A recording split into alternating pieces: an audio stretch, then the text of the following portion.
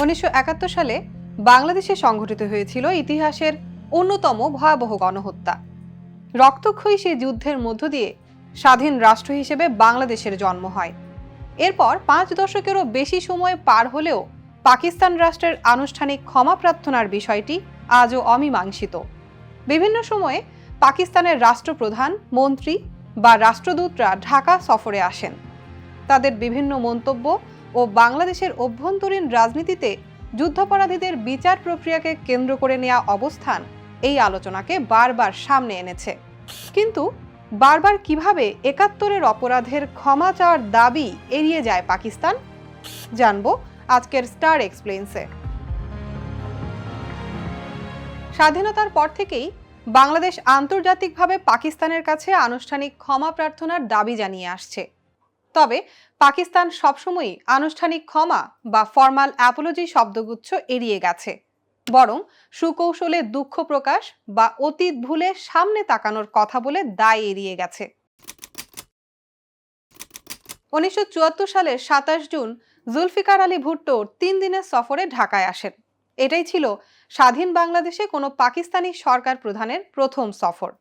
এর আগে ওই বছরের 9 এপ্রিলে দিল্লিতে ত্রিদেশীয় এক চুক্তির মাধ্যমে 195 জন পাকিস্তানি যুদ্ধাপরাধীকে ক্ষমা করে দেয়া হয়।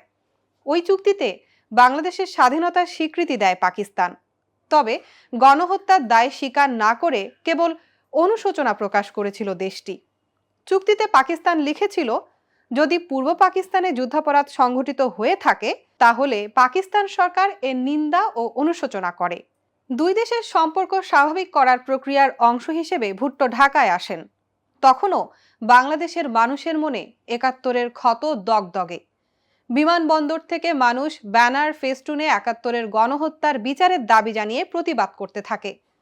ওই সফরে ভুট্টো সাভারে জাতীয় স্মৃতিসৌধে গিয়েছিলেন শ্রদ্ধা জানাতে। তখন সেখানেও তার বিরুদ্ধে বিক্ষোভ চলছিল। শ্রদ্ধা নিবেদন শেষে স্মৃতিসৌধে রাখা স্মরণী খাতায় কোনো মন্তব্য না লিখে ভুট্টো দ্রুত সেখান থেকে চলে যান। ভুট্টো ওই সফরে সরাসরি কোনো ক্ষমা বা গণহত্যার দায় আনুষ্ঠানিকভাবে স্বীকার করেননি, বরং অনানুষ্ঠানিক আলোচনায় তিনি 71-এর ঘটনাকে বেদনাদায়ক এবং ইতিহাসের এক নিষ্ঠুর ও লজ্জাজনক অধ্যায় হিসেবে অভিহিত করেন। 28 জুন বঙ্গভবনে আয়োজিত নাগরিক সংবর্ধনা অনুষ্ঠানে ইসলামী ভ্রাতৃত্বের দোহাই দিয়ে অতীত ভুলে যাওয়ার আহ্বান জানান ভুট্টো। ভুট্টো 71-এর নির্যাতন ও গণহত্যার জন্য পাকিস্তানের তৎকালীন সামরিক শাসকদের দায়ী করেই দায় সারেন। 2002 সালের 29 জুলাই পাকিস্তানের তৎকালীন সামরিক জান্তা ও প্রেসিডেন্ট পারভেজ মোশাররফ বাংলাদেশ সফরে আসেন। ওই সময় ক্ষমতায় ছিল বিএনপি নেতৃত্বাধীন 4 দলীয় জোট সরকার। এদিকে আওয়ামী লীগ ও নাগরিক সমাজের একাংশ পারভেজ মোশাররফকে অবাঞ্ছিত ঘোষণা করে। ওই সময় পারভেজ মোশাররফ সাভা স্মৃতিসৌধে শ্রদ্ধা জানিয়ে পরিদর্শন বইয়ে লিখেছিলেন, পাকিস্তানে আপনার ভাই বোনেরা 1971 সালের ঘটনার বেদনার ভাগ করে নেয়। সেই দুর্ভাগ্যজনক সময়ে ঘটে যাওয়া বাড়াবাড়িগুলো দুঃখজনক। আসুন উদারতার চেতনা দিয়ে আমরা অতীতকে কবর দিই, ভবিষ্যতের আলো যেন ম্লান না হয়। আসুন আমরা একসঙ্গে এগিয়ে যাই। আমি নিশ্চিত যে আমাদের যৌথ সংকল্পের সাথে আগামী বছরগুলোতে পাকিস্তান বাংলাদেশের বন্ধুত্ব আরও সমৃদ্ধ হবে। পারভেজ মোশাররফ 71-এর নৃশংসতাকে করুণ ও দুর্ভাগ্যজনক বলেন, তবে একে গণহত্যা হিসেবে স্বীকৃতি দেওয়ার কোনো কথা তোলেননি তিনি। তিনি বলেন, পাকিস্তানের জনগণ 1971 সালের ঘটনার বেদনা ভাগ করে নেয়। 2000 সালের নভেম্বরে ঢাকায় এক সেমিনারে পাকিস্তানের deputy high commissioner Irfanur Rahman Raja মুক্তিযুদ্ধে শহীদদের সংখ্যা নিয়ে বিতর্কিত মন্তব্য করেন। এর প্রতিবাদে দেশ জুড়ে তীব্র ক্ষোভ শুরু হলে তৎকালীন বাংলাদেশ সরকার কঠোর অবস্থান নেয়। কূটনৈতিক চাপে পড়ে পাকিস্তান সরকার শেষ পর্যন্ত তাকে প্রত্যাহার করতে বাধ্য হয়। এটাই বাংলাদেশের ইতিহাসে কোনো বিদেশি কূটনীতিককে অবাঞ্ছিত ঘোষণার প্রথম ঘটনা। 2012 সালে পাকিস্তানের পররাষ্ট্রমন্ত্রী হিনা রাব্বানী খার 6 ঘন্টা সফরে ঢাকায় আসেন। তিনি তৎকালীন বাংলাদেশের প্রধানমন্ত্রী শেখ হাসিনাকে ইসলামাবাদে D8 সম্মেলনের আমন্ত্রণ জানান। ওই সময় পররাষ্ট্রমন্ত্রী দীপু মনি সরাসরি গণহত্যার জন্য ক্ষমা প্রার্থনার দাবি তোলেন।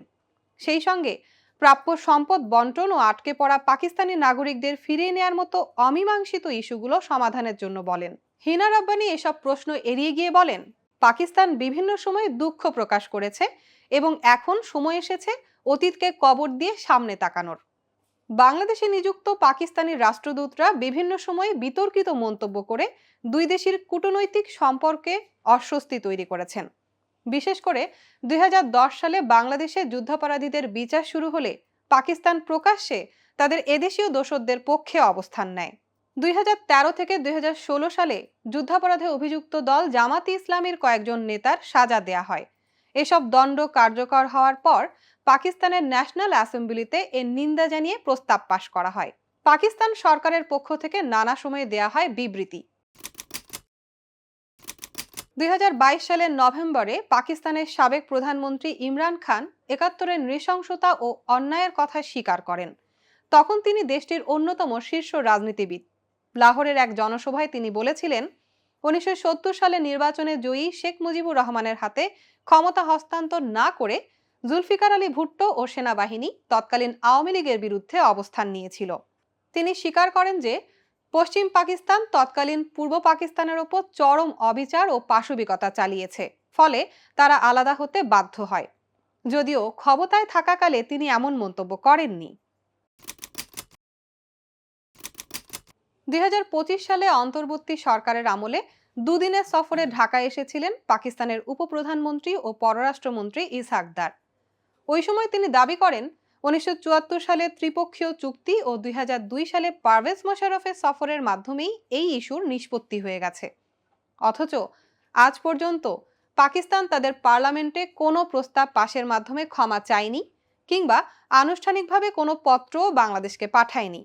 এমনকি সম্পদের হিসাব বা আটকে পড়া পাকিস্তানিদের বিষয়ে কোনো যৌথ টাস্ক ফোর্স গঠনেও তারা অনাগ্রহী। জাতিসংঘের কোনো ফোরামে আনুষ্ঠানিকভাবে বাংলাদেশের কাছে নিঃশর্ত ক্ষমাও চায়নি পাকিস্তান।